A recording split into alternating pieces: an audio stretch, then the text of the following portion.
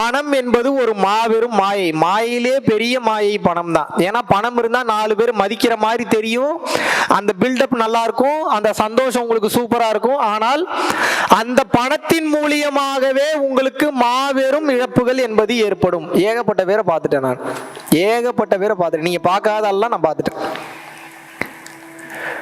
பல கோடி ரூபா பணம் வச்சிருக்கிறவன், சொத்து வச்சிருக்கிறவன், ப்ராப்பர்ட்டி வச்சிருக்கிறவன், இவர்களே ஒரு காலகட்டத்துக்கு மேல என்ன பண்றாங்க அப்படின்னு வந்து பாத்தீங்கன்னா, இருக்கிற இடத்துல இருந்தா நிம்மதி இல்லைன்னு சொல்லி எங்கேயாவது அமைதியான இடத்துக்கு போயிடும், காட்டுக்குள்ள போய் உட்காந்து தவம் பண்றதுக்காக இல்லை, அங்கே ஏதாவது ரெசார்ட்டுக்கு போறது, அங்க போய் தனியா நிம்மதியா இருக்கலாம், இயற்கையோட இயற்கையா இருக்கலாம்னு போறது. என்ன இத்தனை கோடி இருந்து என்ன பிரயோஜனம்?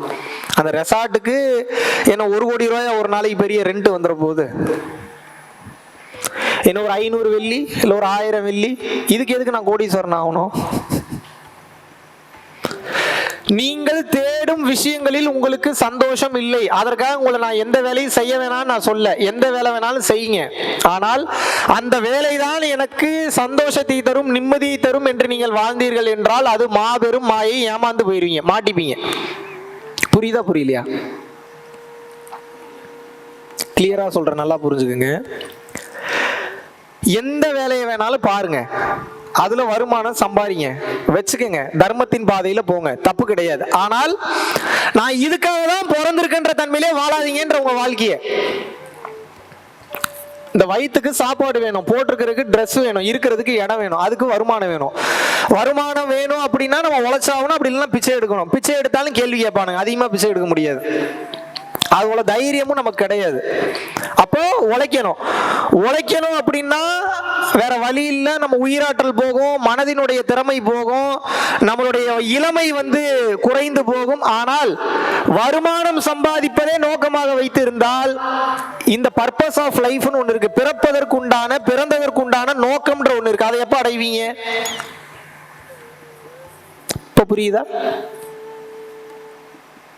So you should realize that the purpose of this birth is not only earning money, not only earning respect. It is all about reaching the divine, which is called mukti or moksha. You got it? முக்தி மோட்சம்னா என்ன? செத்து போறது கிடையாது. உங்க மனதிலிருந்து மனதிற்கு விடுதலை வேண்டும், அவ்வளவுதான். மோட்சம் அடைஞ்சிட்டீங்கன்னு அர்த்தம். உயிர் பிரியக்கூடிய தருவாயில் உங்களுக்கு எந்த எண்ணம் தோன்றுகிறதோ அந்த எண்ணத்திற்காக அடுத்த பிறவி என்பது கொடுக்கப்படும். அதை நீங்கள் புரிந்து கொண்டு உயிர் பிரியும் தருவாயில் எந்த பற்றும் இல்லாம, எந்த ஆசையும் இல்லாம, இறைவனே கதி அப்படின்ற தன்மையில் இருந்தீங்கன்னா நீங்க முக்தி நிலையை ஆல்ரெடி ரிசர்வ் பண்ணி வச்சிட்டீங்கன்னு அர்த்தம். எத்தனை பேர் இப்ப அந்த தன்மையில் இருக்கீங்க? இந்த செகண்ட் என் உயிர் பிரிஞ்சா கூட நான் நிம்மதியா போயிருவேங்க அப்படின்னு எத்தனை பேர் இருக்கீங்க? வாழ்த்துக்கள், சந்தோஷப்படுறேன். பாதி பேர் கையே தூக்கல. பட் கையை தூக்குனவங்களுக்கு இன்னொரு கேள்வி கேட்கிறேன் நான், சொல்றதுக்கு நல்லா இருக்கும். உயிர் போகும்போது ஒரு பதட்டம், ஒரு படபடப்பு வரும். தான் ஆடாவிட்டாலும் தன் தசை ஆடும். அப்ப இந்த உயிரை புடிச்சுக்கணும்ன்ற ஒரு எண்ணம் வரும். வரும் வரும் எப்பேற்பட்ட ஆளுக்கும் வரும். எனக்கே வந்தது. நான் நினைச்சிட்டு இருந்தேன் நான் கிராஸ் பண்ணிட்டேன். ஆப்ரேஷன் பண்ணும்போது உயிர் போயிருச்சுன்னா என்ன பண்றேன்னு கிட்டத்தட்ட 20 இருந்து 25 செகண்ட் உயிர் பயம் எனக்கே வந்தது. அதுக்கப்புறம் 25 செகண்டுக்கு மேல அதை பைபாஸ் பண்றேன். 25 செகண்டுக்கு மேல இது வரக்கூடாது, இது தப்பு, இறைவன் நான் போனா போயிட்டு போகுதுன்ற தன்மைக்கு போறோம். உயிர் போகல, எனர்ஜி அவ்வளவு ஏறுது. அப்ப என்னன்னா நாம் நினைத்து கொண்டிருக்கிறோம் இல்லையா, உயிர் போனாலும் பரவாயில்லன்னு. அது உங்களோட கான்சியஸ் மைண்ட் சொல்லும். சப்கான்சியஸ்ல உங்களே அறியாம சில பய உணர்வுகள் என்பது ஸ்டோர் ஆயிருக்கும். அது வெளியில வரவே வராது. அது எங்க இருக்குன்னே உங்களுக்கு தெரியாது. இதை எப்படி ப்ரூவ் பண்ணலாம் அப்படின்னா, நான் எதுக்குமே பயப்பட மாட்டேங்கன்ற தன்மையில் இருக்கிறவங்கள நடுராத்திரி 12 மணிக்கு சுடுகாட்டு கொண்டு போய் விட்டுறணும். வாய்கிலேயே பேசலாம். அந்த இடத்துல எவனும் இல்லாதப்போ மரண ஓலங்கள் கேட்குற மாதிரி பேக்ரவுண்டை செட்டப் பண்ணி அப்படி இப்படி ஒரு வெள்ளை கலர் உருவத்தை நடக்க விட்டா கொஞ்சம் தெரிஞ்சிடும். உங்களோட தைரியம் எவ்வளோ பெரிய தைரியம்னு உங்களுக்கு தெரிஞ்சிடும். அப்போ எங்கே போச்சு அந்த அந்த பயம் எங்கேருந்து வருது? உங்களது ரத்தத்தில் கலந்துள்ளது, உங்களது செல்களில் கலந்துள்ளது. உங்களையே அறியாம அது அப்பதான் வெளிப்படும். அப்ப நீங்க என்ன பண்ணணும்? அந்த அளவுக்கு பயிற்சி பண்ணணும், அந்த அளவுக்கு கருணையில் இருக்கணும். அப்பதான் அந்த பதிவுகளை எல்லாம் அழித்து உச்சகட்ட நிலைக்கு போக முடியும். புரியுதா புரியலையா? அப்போ இது என்ன சொல்லுது, இந்த தத்துவ விளக்கங்கள் என்ன சொல்லுது அப்படின்னா, நல்லா புரிஞ்சுக்குங்க. இந்த உலகத்துல நீங்க பிறந்தது இறைவனை அடைவதற்காக மட்டும்தான். இங்க நமக்கு வேற ஒரு வேலையும் கிடையாது. ஒவ்வொருத்தரும் ஒவ்வொரு ரூட்ல போய் இறைவன் அடைவீங்க. அது என்னங்க ஒவ்வொரு ரூட்ல போய் இறைவன் அடைகிறதுனா, இப்போ நான் என்னதான் நினைச்சாலும் சினிமா துறையில வரணும்னு நினைச்சேன், முடியலன்னா என்ன, அது என்னோட டிசைன்ல இல்லை. நான் டாக்டரா இருக்க முடியாது, இன்ஜினியரா இருக்க முடியாது, எனக்கு வராது. நான் உபதேசம் செய்தால்தான் இதிலிருந்து வரக்கூடிய வருமானத்திலிருந்து எனது தேவைகளை பூர்த்தி செய்துவிட்டு இந்த தன்மையிலிருந்து நான் மோட்சத்தை நோக்கி செல்வேன் என்பது எனக்கு விதிக்கப்பட்டது. புரியுதா புரியலையா? ரஜினிகாந்த் நடிச்சுதான் வருமானம் வரும். அந்த வருமானத்துல அவருக்கு வேணுங்கிற ஆசைகளை பூர்த்தி பண்ணுவாரு. அவருக்கு வேணுங்கிற ஆசைகளை பூர்த்தி பண்ணதுக்கு அப்புறம் தான் மோட்சத்தை நோக்கி போக முடியும். அதாவது சிம்பிள்ங்க, மோட்சம் முக்திக்கு போகணும்னா முதல்ல எனக்கு ஆசை இருக்கக்கூடாது. ஆசை இருக்கக்கூடாதுன்னா ஒன்னு ஆசையை அனுபவிச்சு தீக்கணும், அப்படி இல்லைன்னா ஆசையே பொய்ன்ற புரிதல் வரணும். இது புரிதல் வர்றது ஞானிகளுக்கு வர்றதே ரொம்ப கஷ்டம். அப்படி வந்துச்சுன்னா நீ உண்மையாவே ஞானி தான். அப்படி இல்லையா, அந்த ஆசையை அனுபவித்து தீர்க்க வேண்டும். இந்த ஆசை ஒண்ணுமே இல்லை, இவ்வளவுதான் அப்படின்ற தன்மைக்கு அனுபவித்து தீர்க்க வேண்டும். அதுக்கு என்ன வேணும்? இன்னைக்கு ஆசை அனுபவிக்க என்ன வேணும்?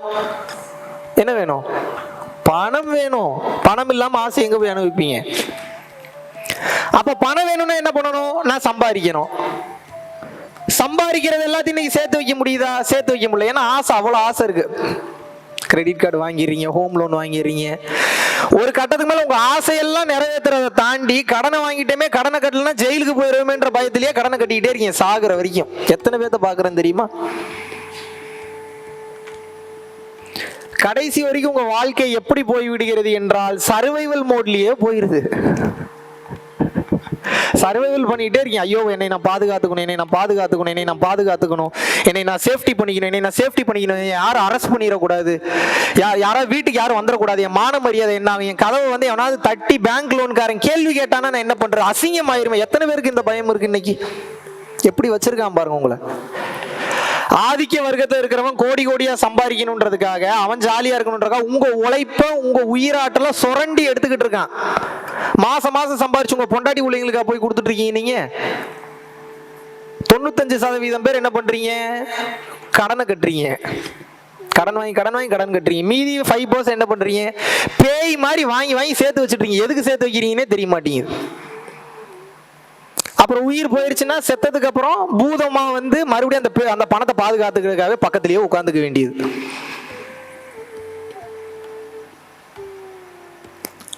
புரியுதா புரியலையா?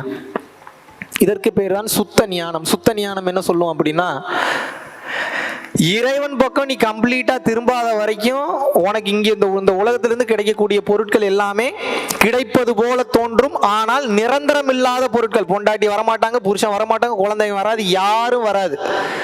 இறைவன் ஒருவன் தான் உங்களுக்கு கடைசி வரைக்கும் மாபெரும் துணையாக இருக்க முடியும். சரி, இப்பதான் நீங்க பிறந்திருக்கீங்க, நான் தெரியாம தான் கேட்கிறேன். இப்பதான் பிறந்திருக்கீங்க. இதுக்கு முன்னாடி இந்த உலகம் நீங்க பிறப்பீங்கன்னு என்ன வெயிட் பண்ணிட்டு இருந்ததா? நீங்க செத்ததுக்கு அப்புறம் என்ன ஐயோ போயிட்டாரு இந்த உலகம் என்ன ஃபீல் பண்ணுமா? நீங்க போய் சேர்ந்துட்டீங்கன்னா இன்னும் இந்த பூமி இன்னும் சிறப்பா வெயிட் குறைஞ்சனால நல்லா சொல்லணும், அற்புதமா சொல்லணும். சொல்லலுமா சொல்லலாதா? எங்க அப்பா இறந்துட்டாரு ஆக்சிடென்ட்ல. எங்க அப்பா இறந்துட்டாருன்றா என் வாழ்க்கையை முடிச்சிட்டேனா இல்ல நான் வாழாம இருக்கிறேனா? சொல்லுங்க. உங்க வீட்டுல யாரோ ஒருத்தர் இறந்து, நெகட்டிவா பேசுறேன்னு நினைக்காதீங்க, உண்மையை புரிஞ்சுக்கணும். நீங்க உங்க வீட்டுல யாராவது ஒருத்தங்க இறந்துட்டா நீங்க அப்படியே சந்தோஷமா நீங்க வந்து சந்தோஷமாவே இருக்க மாட்டேங்கிற தன்மையில இருப்பீங்க. எவ்வளவு நாள் அப்படி இருப்பீங்க? இன்னைக்கு மாச கணக்கெல்லாம் கிடையாது, நாள் கணக்குலயே பாடி எடுத்து போட்டுட்டு அடுத்த நாளே கறி கஞ்சி சாப்பிடணுன்ற தன்மைக்கு வந்துட்டாங்க. அதுவும் பாருங்க, செல்லம் வைரம் தங்கம் கொஞ்சினவங்க உயிர் போனதுக்கு அப்புறம் வீட்லயும் வச்சிருக்க மாட்டாங்க, ஃப்ரீசர் பாக்ஸ்லயும் வச்சிருக்க மாட்டாங்க. தீட்டுன்னு சொல்லி நாத்த அடிக்கும்னு சொல்லி ஊருக்கு வெளியில இருக்கக்கூடிய சுடுகாட்டுல கொண்டு போய் புதைக்கிறான், இல்ல எரிச்சு விடுறான் கிரிமோட்டோரியத்துல. உங்க பாடிக்கு மதிப்பு இருக்கா? அப்புறம் பெரிய அழகு நான் தான் அற்புதம் சொல்லிட்டு இருக்கீங்க. இந்த உண்மையெல்லாம் உங்களுக்கும் தெரியும். பட் என்ன பிரச்சனை அப்படின்னா மறந்துடுது. மறுபடியும் 4 பேர் புகழ்ந்து பேசும்போது, 4 பேர் நம்மளை ரசிக்கும் போது அந்த திமிரு தான் அதிகமாகுதே தவிர இது பொய்யான உடல் பொய்யான உடல் பொய்யான உடல் என்ற எண்ணம் வரமாட்டேங்குது. நீங்க என்ன பெரிய அழகான ஆளு, சிக்கிக் கொள்வீர்கள். கவனமா இல்லைன்னா சிக்கிப்பீங்க. எனக்கு இங்க பாருங்க, 10 நாள் கிளாஸ் எடுக்க தெரியும். நான் பாட்டுக்கு பேசிக்கிட்டே இருப்பேன். எனக்கு பேசுறதுனா ரொம்ப பிடிக்கும். பேசிக்கிட்டே இருப்பேன். நான் பாட்டுக்கு பேசிக்கிட்டே இருப்பேன். முதல் நாள் ஒரு கிளாஸ், அப்புறம் மறுபடியும் அடுத்த டைம் மலேசியா நீங்களே வாங்க 2வது கிளாஸ், மறுபடியும் அடுத்த கிளாஸ் வாங்க 3வது கிளாஸ் வாங்க, ஒவ்வொரு கிளாஸுக்கு 1000 வெள்ளி எனக்கு வாங்க தெரியும். 2000 வெள்ளி கூட வாங்க, பிடிச்சா வாங்க, பிடிக்காட்டி போங்கன்னு கூட சொல்ல தெரியும். நான் பெரிய சோம்பேறி. எனக்கு அவ்வளவு பொறுமை இல்லை. ஏன்னா நாளைக்கு உயிரோடு இருப்பேன்னு எனக்கும் தெரியாது, நீங்க உயிரோடு இருப்பீங்களான்னு உங்களுக்கும் தெரியாது. அப்ப இன்னைக்கே எல்லாத்தையும் சொல்லி கொடுத்துறணும்னு நினைக்கிறேன். ஒண்ணு இல்லைன்னு சொல்றதுக்கு ஒரு நாள் கிளாஸ் போதாதா? ஒண்ணு இல்லைன்னு சொல்றதுக்கு எதுக்கு ஒரு நாள் கிளாஸ்? ஒரு நிமிஷம் போதாது? எப்படி எங்க சுத்தி வந்தாலும் கடைசியில் என்ன சொல்லுவேன்? ஒண்ணு இல்ல, எல்லாம் போய், அழகு போய், அறிவு போய், ஒரு கட்டத்துக்கு மேல உங்களுடைய வாய்ப்பு போய், உறவு போய், சொந்த பந்தம் போய், வீடு வாசல் வசதி அனைத்தும் போய், எல்லாம் பொய் பொய்ன்னு சொல்லிட்டு இருக்கேன். எது உண்மைன்னு நான் சொல்றேன்?